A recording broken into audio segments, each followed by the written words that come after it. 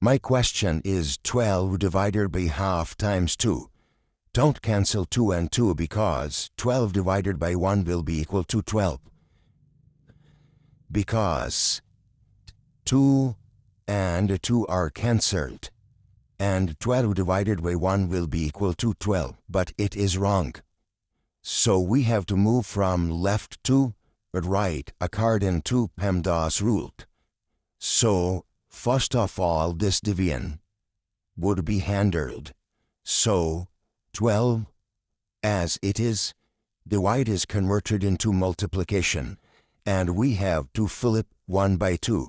It will become 2 over 1, or simply 2 times 2. Now again we have to move from left to right. So 12 times 2 will be equal to 24 times 2, which will be equal to 48. And 48 will be our answer. Thank you for supporting me. Like my channel and subscribe my channel. That's